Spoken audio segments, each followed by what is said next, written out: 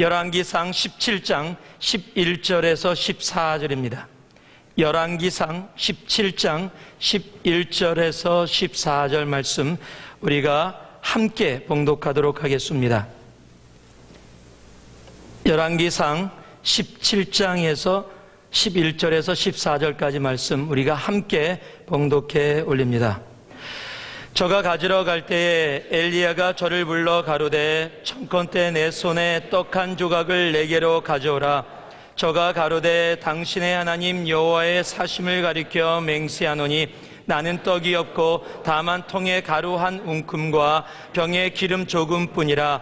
내가 나뭇가지 두엇을 주어다가 나와 내 아들을 위하여 음식을 만들어 먹고 그 후에는 죽으리라. 엘리야가 저에게 이르되 두려워 말고 가서 내 말대로 하려니와 먼저 그것으로 나를 위하여 작은 떡 하나를 만들어 내게로 가져오고 그 후에 너와 내 아들을 위하여 만들라. 이스라엘 하나님 여호와의 말씀이 나 여호와가 비를 지면에 내리는 날까지 그 통의 가루는 다하지 아니하고 그 병의 기름은 없어지지 아니하리라 하셨느니라. 아멘.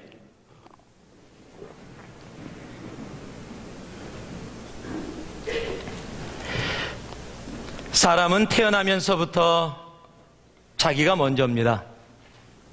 갓 태어난 아기는 자기를 위해 울고 떼를 쓰지 엄마를 위해서 울음을 참는 아기는 하나도 없습니다. 혹시 그런 아기 본 적 있으십니까? 금방 태어난 아기가 엄마 힘들까봐 울음을 참고 막 안 울라고 막 노력하는 그런 아기는 본 적 없을 겁니다. 조금 큰 어린아이가 울으면 엄마한테 혼나니까 뚝 그랬으니까 혼날까봐 울음 참는 건 있을지 몰라도 어린아이들은 다 자기가 먼저입니다. 아기가 태어나서 바로 어머니, 이제 제가 어머니를 잘 모시겠습니다. 9개월 동안 저를 뱃속에 가지고 계시느라고 수고하셨습니다. 무슨 우솝 이야기나 이솝 이야기나 그냥 우화에나 있을까 하는 얘기지요. 그런 아기들은 하나도 없습니다. 아기가 자라면서 조금씩 다른 사람을 돌보는 일을 깨닫고 배워가고 알아가곤 하지만 사람은 어쩔 수 없이 자기가 먼저인 존재입니다. 친구들하고 한번 만나서 제가 배고프다고 밥을 먹으러 가자 그랬습니다. 그랬더니 한 친구가 끝까지 반대하는 겁니다. 다른 거 하자는 겁니다. 자기 배부르다고. 자기는 배부르니까 전혀 음식 먹으러 가고 싶은 생각이 없는 거예요. 여러분은 어떠세요? 여러분 사진을 보면서 이 사진 너무 안 나왔어.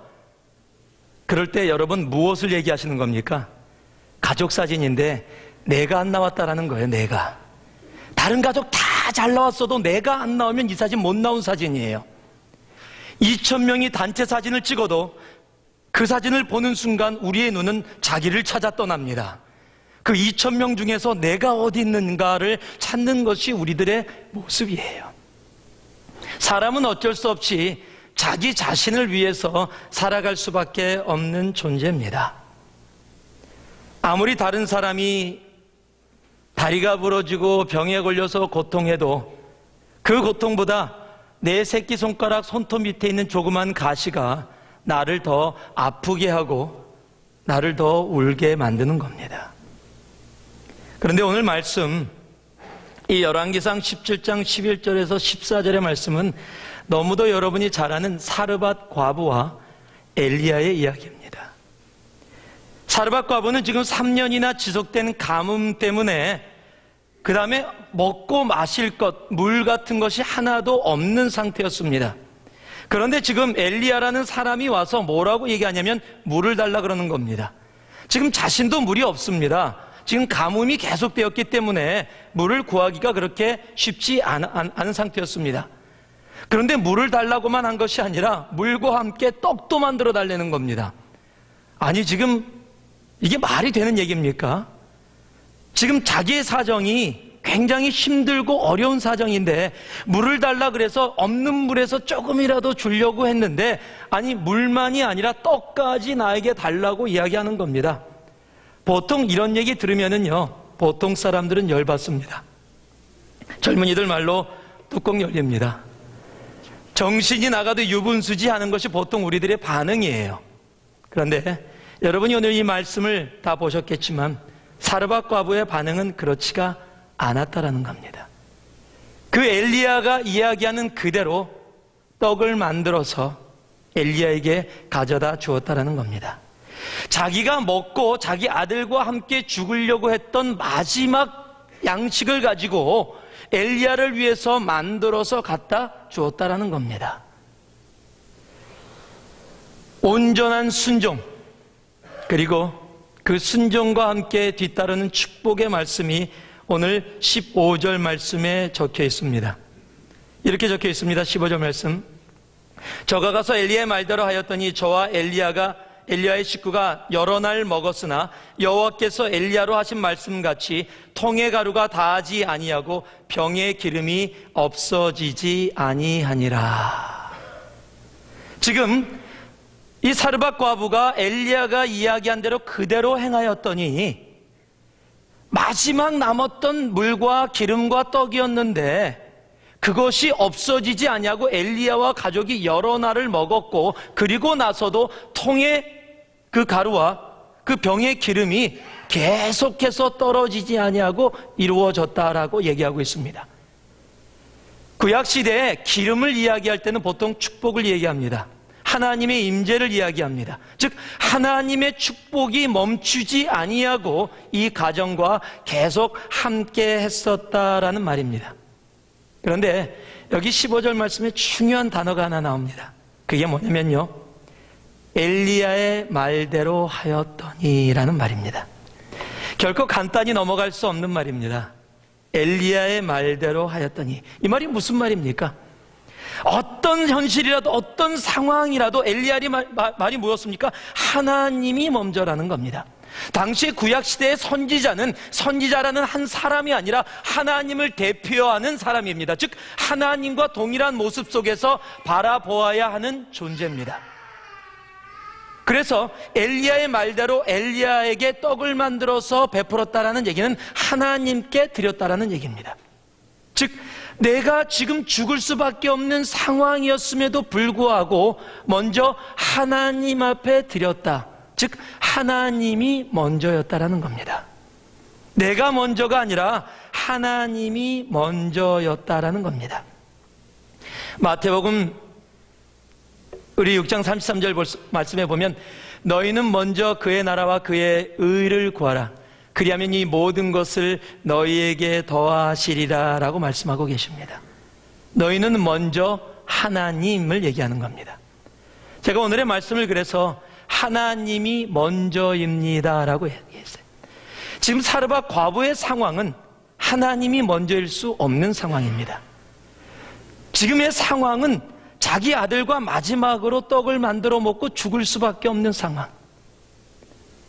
정말로 Last Supper예요.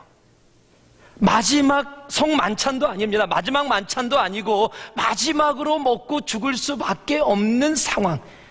극한 상황 속에 있는 그 상황 속에 사르밧 과부가 어떻게 그것으로 멈추지 아니하고 하나님의 축복 속에 들어갈 수 있었는가? 그것은 단 하나의 원리입니다. 하나님 먼저라는 거예요. 우리가 하나님을 먼저 자리에 놓으면 하나님이 우리를 하나님의 먼저의 자리에 놓습니다. 우리가 하나님 먼저를 외칠 때 하나님은 사람 먼저를 외치시는 분이시라는 겁니다. 우리의 삶 속에 우리가 원하지 않는 상황 속에 처할 때가 많이 있습니다. 특히 힘들고 어려운 상황들. 요즘처럼 경제가 어렵다. 언제 경제가 다 펴질 수 있나? 요즘처럼 아이들이, 요즘처럼 개인적인 건강이 힘들고 어렵다라고 얘기할 때 사람은 나 자신을 먼저 바라볼 수밖에 없는 겁니다. 내가 경제적으로 힘들고 어려우니까 주님 앞에 무엇을 드리고 주님 앞에 더 헌신하는 시간보다는 지금 내가 이 시간을 쪼개서 내가 돈을 더 벌어서 내 가정을 서포트할 수밖에 없는 그런 나의 현실이라는 겁니다. 그러나 그런 현실 속에 하나님 먼저, God first, 과연 그것이 어떠한 삶인지 오늘 이 엘리야와 사르밧 과부를 통해서 우리가 함께 배워갈 수 있기를 진심으로 원합니다. 그러면 하나님이 허락하시는 그 통의 가루와 기름이 멈추지 않는 그 삶은 어떻게 이루어졌습니까? 우리 13절 말씀 같이 한번 보겠습니다. 우리 13절 말씀 같이 한번 읽습니다. 시작. 엘리야가 저에게 이르되 두려워 말고 가서 내 말대로 하려니와 먼저 그곳으로 나를 위하여 작은 떡 하나를 만들어 내게로 가져오고 그 후에 너와 내 아들을 위하여 만들라. 한번 따라 하시기 바랍니다. 상식을 뛰어넘으라. 제가 이번에 일본에 갔다가 거기 있는 선교사님한테 들은 이야기입니다. 여러분, 이 수시집에 가면, 일본 식당에 가면 처음 듣는 소리가 하나 있습니다. 딱 들어가자마자 일본 식당에서 외치는 말이 뭐죠? 이라샤이마세 하고 외칩니다. 그게 어서 오세요라는 극존칭입니다. 어서 오세요. 그런 극존칭인데, 그 선교사님한테 들은 이야기가 뭐냐면, 일본 유학생하고 한국 유학생이 유학원에서 일본말을 배우다가 서로 시비가 붙었답니다. 서로 싸움이 붙은 거예요. 이제 일본말을 갓 배우는 사람들입니다. 그런데 싸우면서 막 서로 이렇게 막 싸우면서 말을 해야 되는데 말을 못 하잖아요. 중국말로 하면 한국 사람이 못 알아듣고 한국말로 하면 중국 사람이 못 알아들으니까 일본말, 자기네들이 배운 일본말로 지금 싸움을 하는 겁니다. 근데 중국 사람이 그러더래요. 먼저 딱 주먹을 딱 쥐더니 이라샤이마세, 이라샤이마세 그러더래요. 어서 와, 일로 와, 일로 와. 이제 이런 거죠. 자기 말대로는. 그러더니 한국 사람이 그러더래요. 도줘, 도줘 그러더래요. 너도 이런 말이에요. 그 옆에서 보고 있는 사람들이 얼마나 웃기겠어요. 근데 자신들은 굉장히 심각하고 말이 다 통해요. 여러분들도 한번 우리 싸움할 때는 그렇게 하세요. 이라샤이마세, 이라샤이마세 그러고 말이 안 되는 이야기인데 이들에게는 말이 됩니다. 상식을 뛰어넘었기 때문이에요. 그 당상. 여러분, 지금은 이해를 해야 되는 시대예요. 지금은 상식이 진린 시대입니다. 이해되지 않으면 절대 움직이지 않는 시대가 바로 지금입니다. 언제나 사람들하고 이야기하다 보면 Please make me understand, then I will do it. Please make me understand, then I will do it. 사람들은 언제나 나를 이해시켜 주세요. 그러면 제가 하겠습니다 라고 이야기합니다. 그런데요, 오늘 이 사르밧 과부의 상태는 지금 그런 상황이 아니었습니다. 지금 자살을 하기 위해서 자기 아들과 함께 마지막으로 떡을 만들어 먹고 지금 자살을 하려고 하는 그런 상황이었다는 겁니다. 여러분, 그 상황을 지금 이야기한 겁니다. 지금 저에겐 아무것도 없습니다. 지금 가루 조금 있고 기름 조금 있는데 이것을 가지고 떡을 만들어 먹고 그리고 아들과 함께 이제 목숨을 버리고자 합니다. 만약에 여러분이 누구에게 어떤 부탁을 했어요. 그런데 이런 이야기를 들으면 여러분 어떻게 반응하십니까? 좀 돈이 내가 정말 없어서 돈이 급하게 좀 필요해서 돈을 빌리려고 누구에게 갔는데 이야기를 들어보니까 돈을 빌릴 형편이 아니라 이 사람은 정말 너무너무 힘들고 어려운 상태, 막 그런 상태다. 그럼 여러분이 어떻게 그 얘기를 들었을 때 미안한 마음이 돼서 오히려 없는 거라도 더 주고 싶은 마음이 여러분의 마음일 거예요. 아니에요? 여러분 그런 마음 안 드십니까? 아마 그런 마음 드실 거예요. 더구나 지금 엘리야입니다. 하나님의 사람이에요. 선지자예요. 그러면 이런 얘기를 들었다면 미안하다. 그랬었느냐? 그래, 그럼 병하고 기름 갖고 와라. 내가 축복해 줄게. 차고 넘치게 해줄게. 이래야 되는데 지금 엘리야는 그 이야기를 듣고 나서도 뭐라고 그러는지 아십니까? 그래? 그래도 먼저 나를 위하여 떡을 만들어 오고 너도 떡 만들어서 먹어라. 이건 말이 안 되는 얘기예요, 지금. 그런 이야기를 들었다면 이렇게 반응할 수 없는 거예요. 더구나 하나님의 사람이라면 이런 식으로 반응할 수 없는 겁니다. 나는 지금 죽어가고 있습니다. 나는 아무것도 없습니다. 나는 아무것도 할 수 없습니다 라고 이야기했다면 하나님의 사람이라면 모르고 이야기했다 하더라도 그것을 들었다면 이제는 뭔가 해줘야 되는데 엘리야는 그렇게 하지 않고 오늘 말씀해 보니까 떡을 더 갖고 와라. 13절에 나를 위해서 먼저 떡을 만들어라. 말도 안 되는 이야기를 하고 있는 겁니다. 이건 너무한 거잖아요. 이건 상식을 벗어난 요구입니다. 말이 안 되는 얘기입니다. 그런데 재밌는 사실은 15절에 아까도 읽었지만 저가 가서 엘리야의 말대로 하였더니라는 거예요. 상식을 벗어난 요구, 내 형편에 도저히 할 수 없는 상황, 극한 상황 속에 있음에도 불구하고 하나님의 말씀이 자기에게 임했을 때 그 사르밧 과부의 행동은 화가 아니라, 대든 것이 아니라, 말도 안 돼요라고 불평한 것이 아니라 뭐라고요? 저가 얘기한 대로 그 여호와의 말씀대로 하였다라고 이야기하고 있는 겁니다. 여러분, 이게 답이에요. 하나님의 상식을 벗어난 요구, 그 하나님이 상식을 벗어난 이야기를 우리에게 할 때는 우리 또한 상식을 벗어나 하나님 앞에 답해야 하는 겁니다. 하나님이 상식 안에서 우리에게 요구를 하실 때는 우리도 상식 안에서 반응을 하면 됩니다.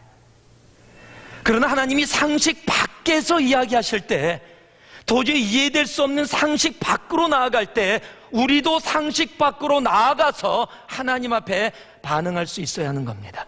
그 순간에 하나님의 기적이 우리의 삶 속에 이루어지는 겁니다. 우리는 하나님이 상식 밖에서 이야기할 때도 상식 안에 머물 때가 너무도 많아요. 그 대표적인 사람이 유다입니다. 마가복음 14장 4절에서 5절 말씀을 보니까 이런 말씀이 적혀 있습니다. 어떤 사람들이 분내어 서로 말하되 무슨 의사로 이 향유를 허비하였는가? 이 향유를 300데나리온 이상에 팔아 가난한 자들에게 줄 수 있었겠도다 하며 그 여자를 책망하는지라.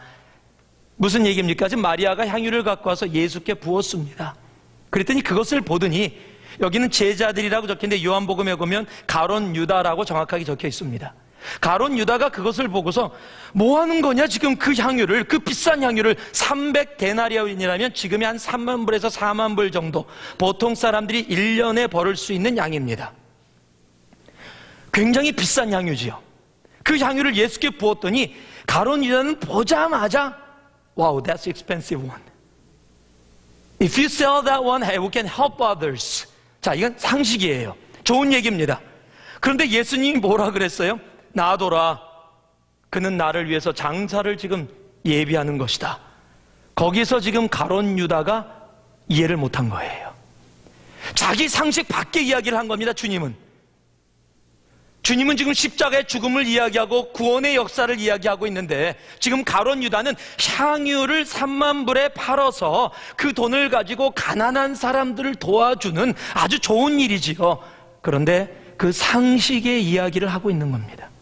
그런데 주님은 상식 밖의 이야기를 하고 있어요.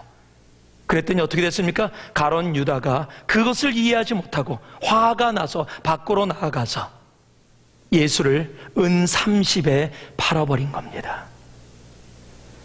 여러분, 우리가 상식 안에 거하고 있으면은요, 예수님이 상식 밖에서 이야기하고 있는 이야기들이 이해가 안 되는 거예요. 여러분, 이해할 수 없는 것이 상식 밖입니다. 상식 밖이라는 것은 이해될 수 없다라는 거예요. 그래서요, 상식 안에서 이야기하실 때는 이해라는, understanding이라는 것으로 주님께 반응하면 됩니다. 그러나 상식 밖에는 반응하는 것은 단 하나입니다. 한번 따라 하실래요? 순종. 상식 밖에서 주님께서 이야기하실 때는요, 그 대답은 이해가 아닙니다. 순종이에요. 베드로가 주님께 이야기합니다. 주님, 나도 이 배 밖으로 나가서 걸어가게 하여 주시옵소서. 그랬더니 주님께서 나오라. 아니, 주님 뭔가 좀 해주셔야죠. 뭔가 좀 이렇게 뿌려주시거나 뭔가 좀 해야 내가 이렇게 좀 물 밖으로 걸어나가는, 내가 좀 눈으로 볼 수 있는, 이해되어질 수 있는 걸 뭘 해준 다음에 나오라 그래야지요. 베드로가 그랬습니까? 아니요. 주님은 물 위에 지금 서 계신 거예요. 지금 주님은 상식 밖에 계신 겁니다. 상식은 배 안에 있어야 물에 안 빠진다. 근데 주님은 지금 배 밖에서 물 위에 서 계신 거예요. 상식 밖에서 지금 뭐라고 얘기하고 계세요? 나오라. 지금 상식 밖으로 나오라고 얘기하는 거예요. 배라는 상식을 벗어나서 상식 밖으로 나오라고 이야기하는 겁니다. 베드로가 그 상식 밖으로 나아갑니다. 배라는 상식에서 벗어나 밖으로 나아갑니다. 그랬더니 어떤 일이 벌어집니까? 물 위를 걷게 되는 거예요. 꼭 이야기하면요, 다음에 빠졌는데 라고 생각하시는 분들 계세요. 예, 빠졌어요. 왜요? 주님께 순종하고 주님을 바라보면서 걸을 때는 상식 밖에서의 삶이 지속됐는데, 내가 상식이라는 것으로 다시 돌아왔어요. 내가 무리를 걷고 있어. 이건 내 상식으로 이해가 안 돼. 내가 무리는 뱃속에 있어야 안 빠지지. 내가 물 위에 이렇게 맨몸으로 있으면 나는 빠질 수밖에 없는 존재야라는 상식으로 돌아왔을 때 어떻게 됐습니까? 빠졌어요. 여러분, 하나님이 상식 밖의 이야기, 내가 이해되어질 수 없는 상식 밖의 이야기를 할 때는 순종으로 답하세요. 여호와의 말대로 하세요. 그것이 하나님이 원하시는 일이고, 그 일이 이루어질 때 여러분의 삶의 병에 기름이 멈추지 않는, 끊어지지 않는 하늘의 축복이 임하게 되는 겁니다. 아니, 이 정도 아멘밖에 안 나오십니까? 여러분의 삶의 축복밖에 원치 않으세요? 하나님의 축복이, 저는 기복신앙을 이야기하고 있는 게 아니에요. 그냥 예수 믿으면 다 축복받는다를 이야기하고 있는 게 아닙니다. 성경에 이야기하고 있는 하나님께서 허락해 주는 축복의 삶이 무엇인지를 지금 말씀 속에서 여러분께 그대로 전하고 있는 겁니다. 하나님은 상식 밖의 이야기를 많이 해주십니다. 근데 우리는 너무 상식 속에 머물러서 하나님을 상식이라는 상자 안에 자꾸 가두어들라 그래요. 누가복음 7장 36절에서 39절 보니까 이런 이야기가 나옵니다. 한 바리새인이 예수께 자기와 함께 잡수시기를 청하니, 이에 바리새인이 집에 들어가 앉으셨을 때 그 동네에 죄인인 한 여자가 있어 예수께서 바리새인이 집에 앉으셨음을 알고 향유 담은 옥합을 가지고 와서 예수의 뒤로 그 발 곁에 서서 울며 눈물로 그 발을 적시고 자기 머리털로 씻고 그 발에 입 맞추고 향유를 부으니, 예수를 청한 바리새인이 이것을 보고 마음에 이르되, 이 사람이 만일 선지자더라면 자기를 만지는 이 여자가 누구며 어떠한 자 곧 죄인인 줄을 알았으리라 하거늘. 지금 바리새인이 지금 예수 안에 이루어진, 또 다른 여인이 향유를 지금 갖다 붓고 있는 겁니다. 머리털로 발을 씻기고 있어요. 그런데 그 동네의 죄인으로 알려져 있는 사람이에요. 그러니까 그것을 하고 있는데 예수님이 가만히 있으니까 이 바리새인이 자기 안에서 판단을 하는 겁니다. 만약에 예수가 선지자라면 저 여자가 죄인인 것을 알을 거고, 죄인인 것을 알았다면 자기 몸을 그렇게 만지는 것을 허락하지 않았을 텐데, 저렇게 가만히 있는 거 보니까 이 사람 선지자 아니다. 무엇을 얘기하는 거예요? 자기 상식 안에 있는 거예요. 자기의 율법 안에 갇혀 있는 겁니다. 그거밖에 못 보는 거예요. 그 다음 절에 보면 성경은 뭐라고 얘기하면, 주님께서 그의 마음을 아시고 이야기하고 설명해 주기 시작합니다. 판단하고 정죄하는 일이 왜 이루어졌습니까? 상식 안에 머물렀기 때문입니다. 우리가 이해하지 못했기 때문에, 내 이해의 범위 안에서 모든 것을 바라보고 있기 때문에 정죄하고 판단하는, 누구를 정죄하고 있어요? 예수를 정죄하고 예수를 판단하는 일에 들어가게 된 거예요. 여러분, 상식 밖으로 나가세요. 주님이 상식 밖의 이야기를 할 때 상식 밖으로 나가세요. 제가 형제자매들하고 이야기하다 보면은 그래요. 지금 상황이 그렇지 않아서 이 상황 속에서는 지금 그 일을 할 수가 없습니다. 여러분, 이 상황 속에서는 그 일을 할 수가 없습니다. 맞는 말이에요. 정말로 맞는 말입니다. 제가 얘기를 들어봐도 그 상황 속에서는 이 일을 할 수 있는 상황이 아니에요. 그런데 기도해보면 하나님은 그 상황 속에 머물기를 원치 않으시는 거예요. 상식 속에서 이야기하고 계시는 것이 아니라 지금 상식 밖의 이야기를 하고 계시는 거예요. 여러분이 잘 아는 여리고성의 이야기, 예수님이 여리고성을 매일 한 바퀴씩 돌으라 그럽니다. 아무 얘기하지 말라 그럽니다. 이건 상식 밖의 이야기예요. 도저히 말이 안 되는 얘기입니다. 근데 그 상식 밖의 일을 하라는 겁니다. 그리고 마지막 날은 7바퀴 도르래요. 그리고 외쳐라 그럴 때 외치래요. 그러면 성이 무너진대요. 말이 됩니까? 여러분, 그런 얘기 듣고 말이 된다고 생각하세요? 그런데 우리는 지금은 말이 된다고 믿고 있잖아요. 여러분, 예수를 믿는 그 순간부터 우리는 상식을 벗어난 사람이에요. 상식 안에 머무는 사람이 아니에요. 상식 밖에 머무는 사람입니다. 여러분, 예수가 이 땅에 오실 때도 마찬가지예요. 동정녀 마리아를 통해서 오셨다. 성령을 통해서 잉태하셨다. 말이 됩니까? 나는 남자를 모르는데 그냥 성령님께서 잉태하셨대. 설명해줘. 설명하실 분 계십니까? 아무도 없을 거예요. 하나님이 셋인데 셋이 하나고 하나가 셋이래. 이해되십니까? 이해되세요? 이해하시려고 여러분이 한다면 여러분이 바보거나 아니면 하나님이 아니거나 둘 중에 하나일 겁니다. 여러분 이해되지 않는 거예요. 그런데 우리는 믿어요. 그거를. 이미 여러분 상식 밖에 거하시는 거예요. 주님은 사실 때도 얘기하셨습니다. 살기 원하느냐? 죽어라. 높아지기 원하느냐? 낮아져라. 이건 인간의 상식을 벗어나는 이야기입니다. 십자가의 죽음 가운데 계셨고 그리고 다시 부활하셨습니다. 부활이 뭡니까? 상식을 깨는 겁니다.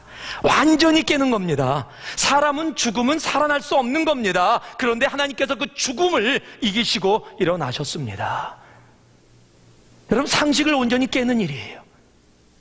그리고 사람들이 제자들이 보는 눈앞에서 승천하셨어요. 요즘 말로 공중부양하신 겁니다. 상식을 벗어나는 일, 여러분 바로 그 일이 우리가 순종이라는 단어로 주님 앞에 나아가는 일입니다. 하나님이 상식 밖의 이야기를 여러분에게 하고 계십니까? 그런 순종으로 답하세요. 상식으로 이해로 나아가기 원하면 아무것도 이루어지지 않습니다. 물하고 떡하고 떡을 만들어서 갖고 와라. 안 됩니다. 없습니다. 이거 마지막 겁니다. 도저히 이거 드리고 싶지만 이거 마지막 겁니다. 이거 지금 만들어서 엘리야 당신에게 드리면 마을 사람들이 욕할 겁니다. 엘리야가 이거 뺏어 먹었다고. 그러니까 제가 생각해도 안 드리는 것이 더 좋습니다. 그리고 이거 먹고 저희 죽을 거니까 도저히 드릴 수 없습니다. 보통 사람들이라면 그렇게 대답할 겁니다. 그러나 이 여인은 순종으로 답했습니다. 여러분 상식을 뛰어넘으세요. 여러분의 이해를 뛰어넘으세요. 하나님을 상식이라는 상자 안에 가두지 마시고 상식 밖으로 나와 그 상식 밖의 이야기를 우리에게 말씀하시는 그 하나님 앞에 상식 밖의 신앙으로 바로 순종으로 답할 수 있기를 바랍니다. 두 번째 우리 12절 말씀입니다. 12절 말씀 같이 한번 보겠습니다. 같이 한번 읽습니다. 시작. 저가 가로되 당신의 하나님 여호와의 사심을 가리켜 맹세하노니 나는 떡이 없고 다만 통에 가루 한 움큼과 병에 기름 조금뿐이라. 내가 나뭇가지 두엇을 주워다가 나와 내 아들을 위하여 음식을 만들어 먹고 그 후에는 죽으리라. 아멘. 한번 따라 하실래요? 현실을 뛰어넘으라. 지금 이들에게 처한 현실이 뭡니까? 처한 현실은 먹고 죽을 수밖에 없는 딱 한 번 마지막 생명선인 기름 조금과 가루 조금, 그게 다라는 겁니다. 그것이 지금 이들이 처하고 있는 현실이에요. 한국말에 배고프면 장사 없다라는 말이 있어요. 너무 배가 고프면은 도둑질도 한다라는 얘기입니다. 그런데 지금 이 마지막 음식이에요. 그것도 아끼고 먹어서 가지고 있는 거예요. 그런데 그 마지막 생명줄을, 그 마지막 것을 뭐라고요? 내게 달라라는 거예요. 내가 붙잡고 있는 마지막 생명줄, 현실, my reality. 근데 그 reality를 뭐라고요? 하나님 앞에 드리라는 겁니다. 내가 잡고 있는 마지막 현실. 아까도 말씀드렸지만 돈이라는 것. 여러분, 내가 돈이 조금밖에 없는데, 정말 없는데 그걸 누가 달라 그러면 여러분 줄 수 있겠어요? 갑자기 오늘 제가 부흥사로 돌변해서 여러분에게 헌금 시간에 모두 지갑을 다 여십시오. 지갑에 있는 거 다 헌금 주머니에 털어놓으십시오.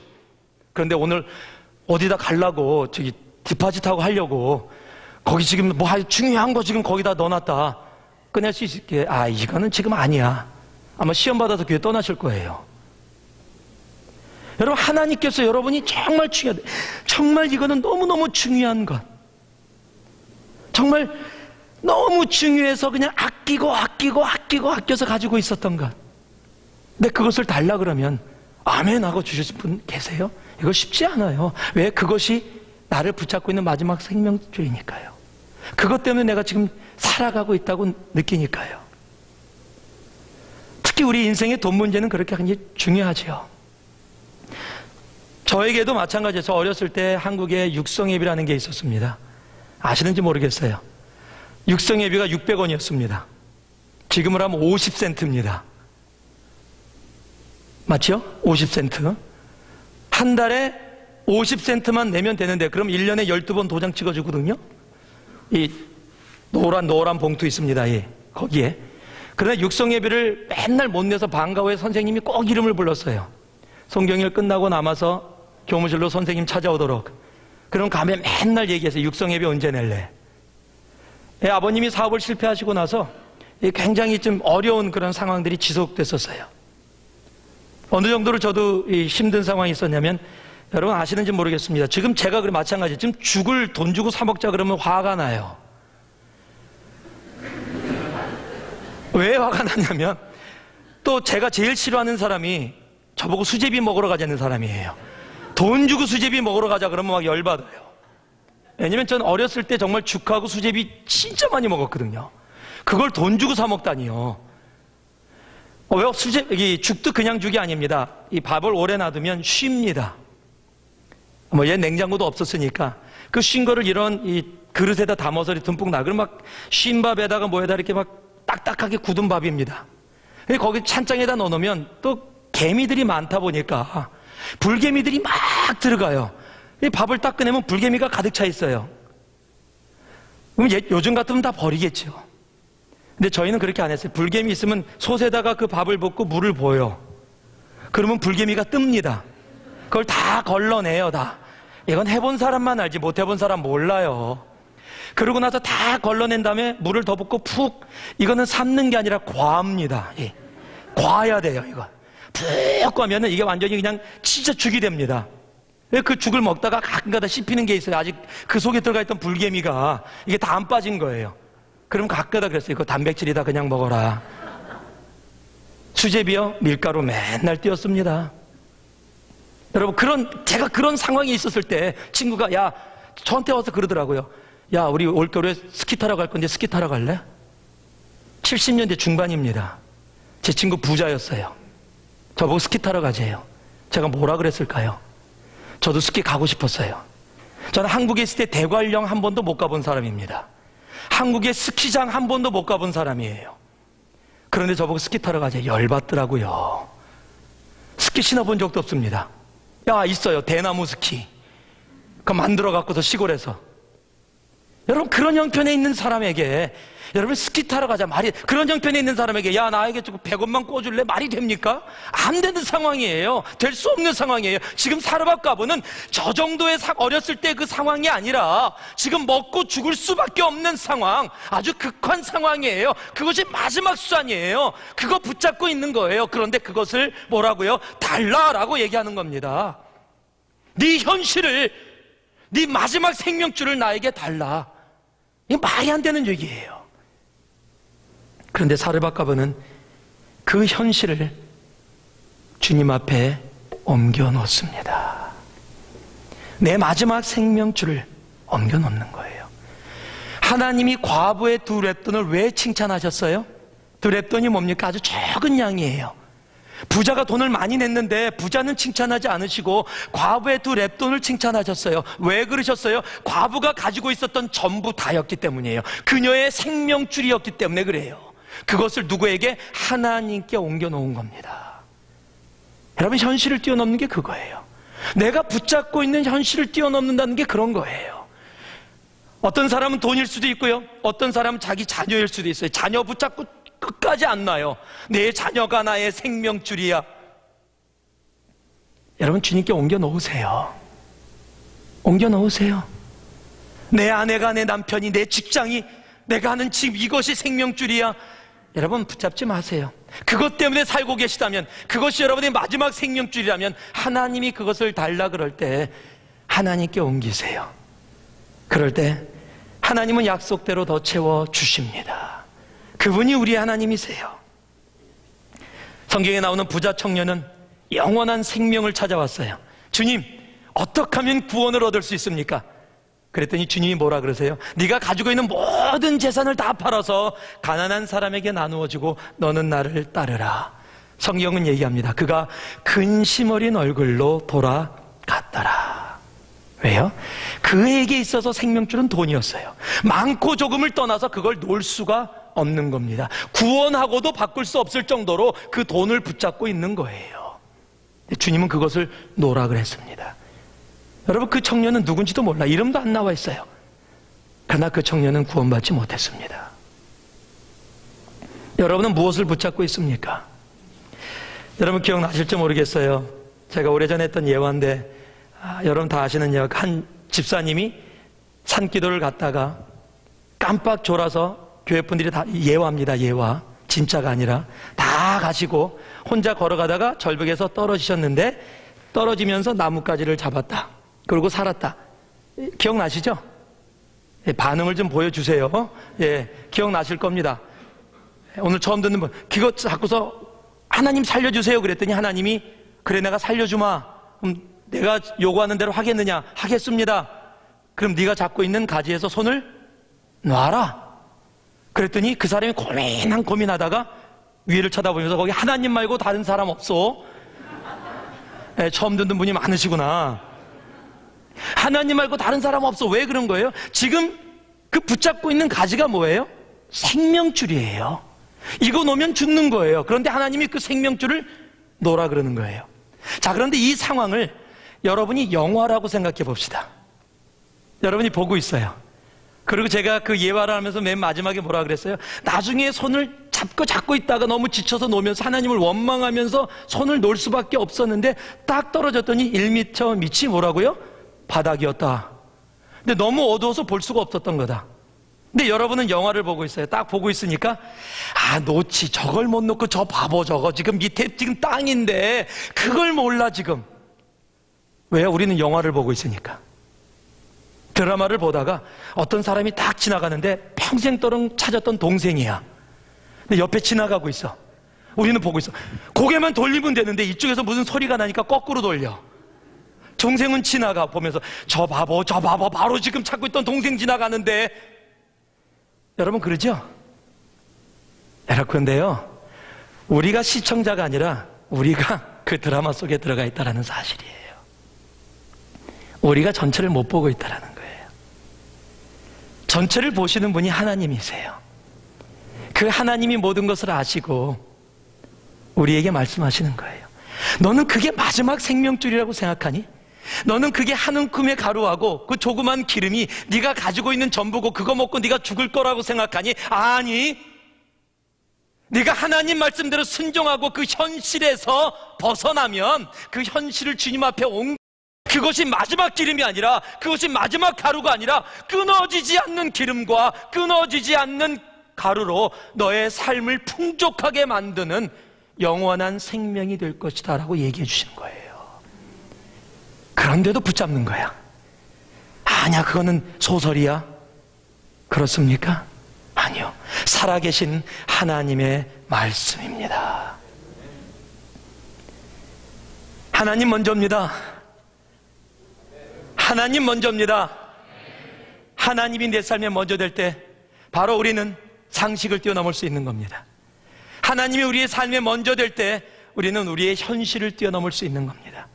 그럴 때 죽을 수밖에 없었던 사르밧 과부가 다시 생명을 얻고 살아갈 수 있었듯이, 죽어가던 우리들의 생명이 다시 살아나고 회복되어지는 일이 우리의 삶 속에 차고 넘치게 되는 겁니다.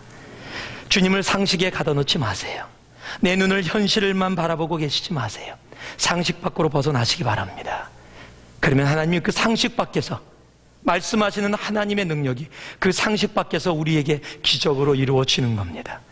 그리고 내가 처해져 있는 현실이, 그것이 마지막이라고 생각했던 현실이 마지막이 아니라 새로운 시작이 됨을 우리들의 삶 속에 체험할 수 있게 될 것입니다.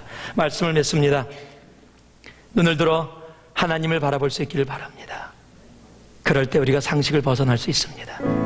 눈을 들어 예수를 바라볼 수 있기를 바랍니다. 그럴 때 우리가 현실을 뛰어넘을 수 있습니다. 얼마나 우리가 자주 상식 안에 머물러 있습니까?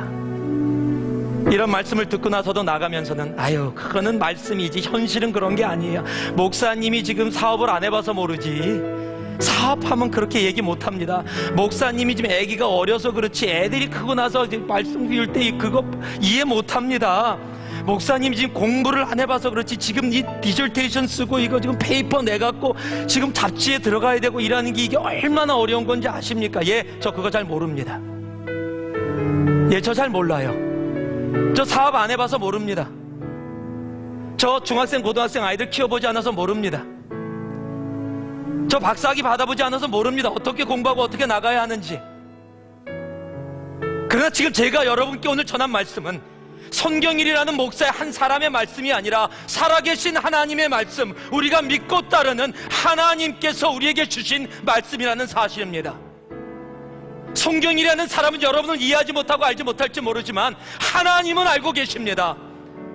하나님은 여러분을 상식 밖에 머물면서 그 상식 밖에서 역사하시는 하나님의 능력과 기적을 함께 여러분과 나누고 누리기를 원하시는 겁니다. 내가 마지막 생명줄이라고 붙잡고 있는 그 생명줄이 마지막이 아니라는 것을 우리에게 보여주기 원하시는 겁니다.